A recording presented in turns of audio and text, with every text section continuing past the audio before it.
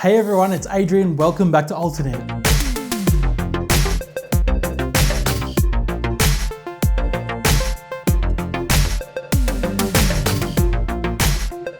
I know, the crop of this video was so different from the last time. You can see a lot more of the greenery here, but I kind of like it that way.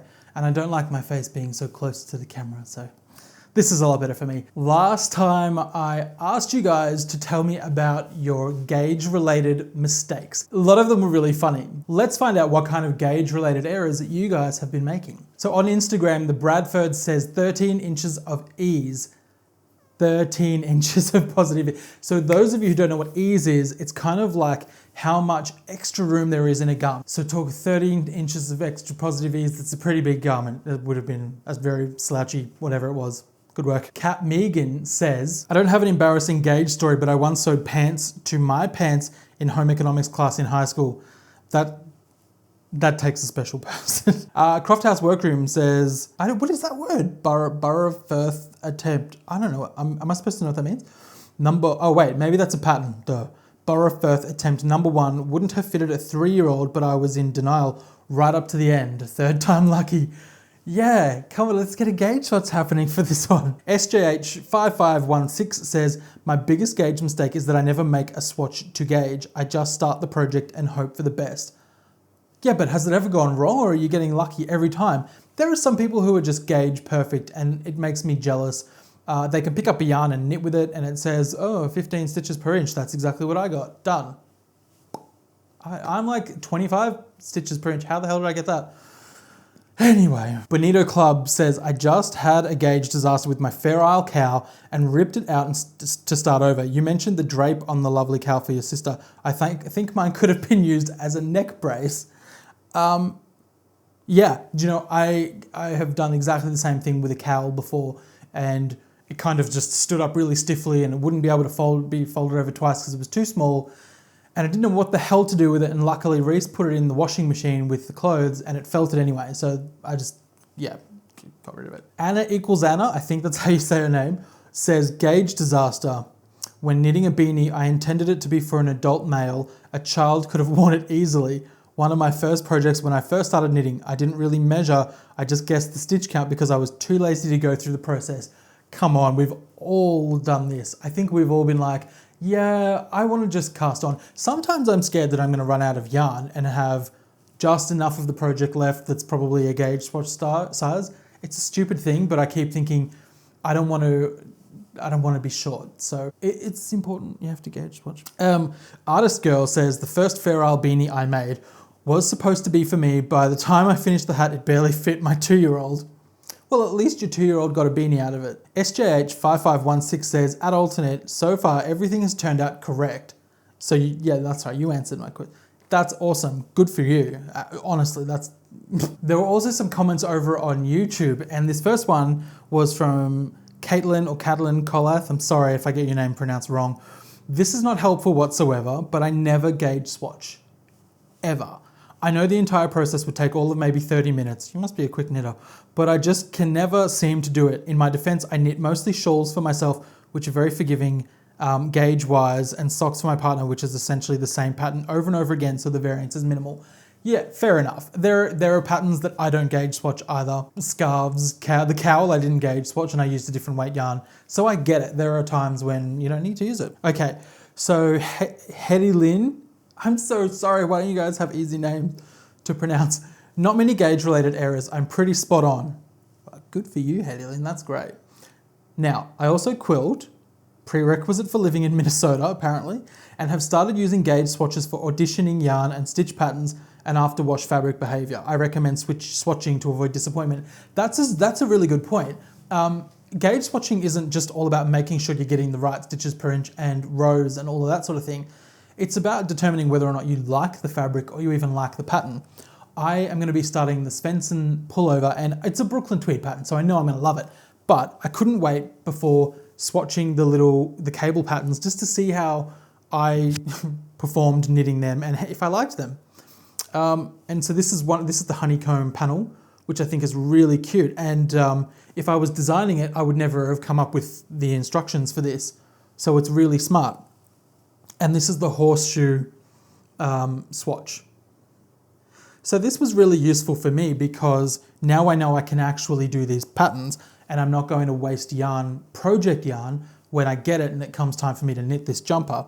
I also just cast on for a full size jumper and have been using a ball of yarn for that. And it's really fun and I've learned some things that I was messing up. So I agree with you, Hedy Lynn, Hedy Lynn, I'm sorry. Victoria Williams says, great tip on using conditioner. Gosh, I hardly ever block anything and rarely check gauge. That's the emoji, I think. I block everything. I feel like everything becomes more beautiful and smooth when it's blocked. So there are things that I haven't blocked before, of course, but they were probably hats. Okay, let's read on. Veronica says, my knitting is usually pretty close to gauge, but I can say my very first knit item was a mitten when I was learning. It was so large it could have fit a bear.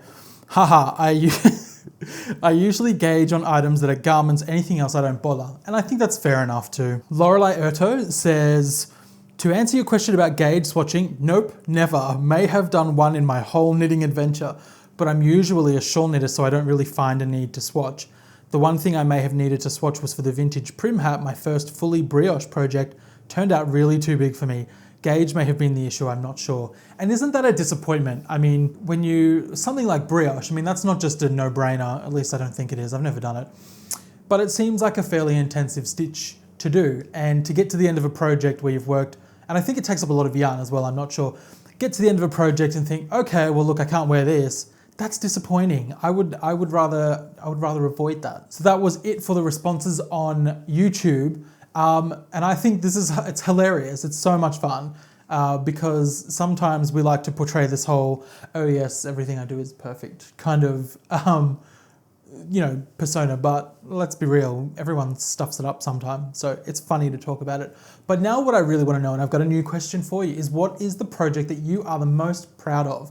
And please share it. You can share a link to your Ravelry page for that project in the comments below. I would also like you to, I'll put a little corresponding post on Instagram, and if you do have a Ravelry page, you can let us know what your Ravelry username is and we can look up that project, because I want to see what your favorite and most treasured projects are, and I will show them on the next podcast. So if you do enter, or if you do let me know about it, then make sure that you're okay with me putting that up on the YouTubes. I am like every 10 minutes checking the tracking on my order from Brooklyn Tweed. It's not a big order. I will unbox it on camera because why not? I love to see unboxings of things, even big or small, it doesn't matter. So I will do that, but there's not much there. I've got 2 skeins of the Brooklyn Tweed Loft in the colorway that you've seen, the cast iron, and I've got a couple other things that I'll show you. So make sure you stay tuned for that. It is exam time coming up, 1 week. I've got this rest of the week off work so that I can study for it. And by God, I hope that's what I use that time for, because I definitely don't want to be failing this exam again. So hopefully after that, I'll be seeing you on a more regular basis, and I'll bring you some more thought out, planned, considered content. I think lately I've just been doing these podcasts. I haven't done any more academically based things because I just haven't been. But I will when I'm less distracted by the exams. If that's what you want to see, let me know in the comments below. I mean, I kind of started this channel off having, every 2 weeks was a podcast. Every other week was either a review or a knitting tutorial or too much information where I sort of go into the more academic side of some aspect of knitting. But looking at the numbers in my analytics, people were just really not watching the knitting tutorials because it was all basic stuff and all you guys are super experienced knitters. So I mean, why am I going to teach you to suck eggs? There's no use. So I'm not going to do that anymore. And I think they were quite, like with my setup, they were quite hard to film. And I wasn't loving doing it because it was a big pain in the bum. And there are a lot of people out there who do excellent tutorials. I mean, no one is going to compare to Stacey Perry. They just aren't. So why try? Why am I going to try and reinvent the wheel? I don't need to. Stacey does a fantastic job, and she's over at Very Pink Knits. I've mentioned her before, but go and check out her channel if for some reason you haven't before, because it's excellent. And she does giveaways all the time. So I'd get in on that. Absolutely. So yeah, just let me know if you want to keep seeing me do. I'm gonna keep doing reviews. I mean, because I think that's ultimately what I really enjoy doing. I just don't have enough stuff to review. But I love doing the podcast. I love doing the reviews, and I do even love doing the TMIs. Let me know if you're interested in hearing them, or if you just want me to yammer away like this. Yeah. Also, very exciting, Raina from the Shy Lion will be coming back for another hangout, for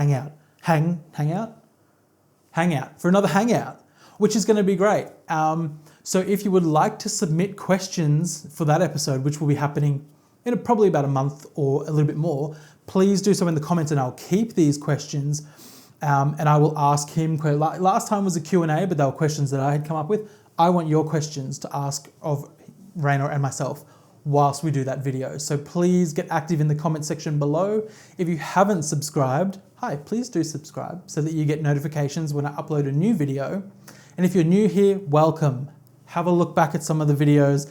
They're very cringeworthy. And for my returning viewers, I love you. We're nearly at 1,000 subscribers. It's ridiculous. I'm just under 900 right now, and that to me is kind of hilarious, because I can remember being excited when I got one subscriber that wasn't Reese or my mum. And now that there's nearly 1,000 of you, it's kind of hilarious. And I love it, it's great. So thank you very much for having been subscribed. And thanks if you do come back and watch and comment and all that good stuff. Okay, all right, that's it from me. I'm gonna stop yammering on. I'm in a weird mood today, I just keep yammering. Anyway, thanks for joining me again. It's been really fun talking to you, and I will see you in 2 weeks, because next Saturday, fingers crossed for me and my exam. All right, stay safe. Have a great day. Bye.